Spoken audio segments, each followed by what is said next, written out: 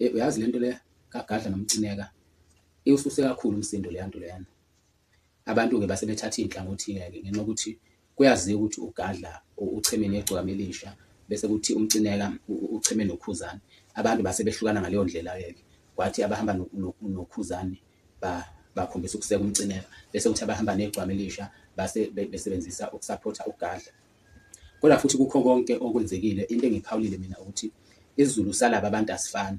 IsiZulu sikagadla isiZulu ngqo bese kuthi isiZulu sikamcineka lesiZulu semfundo.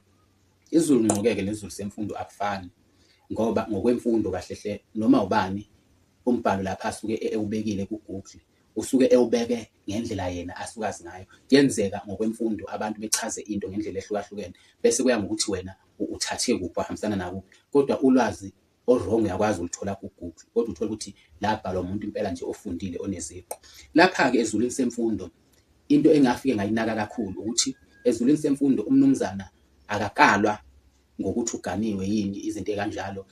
Kodwa umuntu ngokwemfundo ubizwa ngomnumzana ngenxa yeminyaka yakhe nangenxa yokuthi-ke uganiwe. Ake ngiganekise nje mawukuthi umuntu osebenzayo okwathola ama-email uyokunake lokho ukuthi noma ungaganiwe kodwa i-email yakho mayibhala uyaye ubizwe ngomnumzana.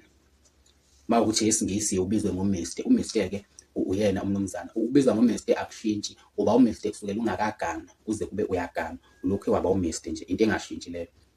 Bese-ke ngiyabuyela-ke kuthini-ke leyo nto leyo igcine ibalahla abantu abaningi ngoba bagcine sebecabanga ukuthi umnumzana umuntu nje osuke eganiwe. Kodwa ngokwesiZulu ngqo igama elithi mnumzana igama elisuke linqamulela. Uma nje kuthiwa liyashiwo kahle lilonke ngokuphelele kuthiwa umnini muzana, umnini muzana okusho ukuthi umnini womuzi omncane sewukhiphile. Ake ngiganekise nje mawukuthi uganisa indodana yakho bese indodana yakho maqeda ukuyiganisa bese uyikhipha umuzi ihambe iyoyimela. Ngesikhathi isihambe iyoyimela leyo ngane leyo isiphuma umuzi angithi sekumzana loyo ngoba umuzi ophume kulo muzi omkhulu. Lapho-ke wena-ke yisewayo leyo ndodana leyo osubizwa ngani osubizwa ngomnumzana ngoba usukwazile ukukhipha umzana.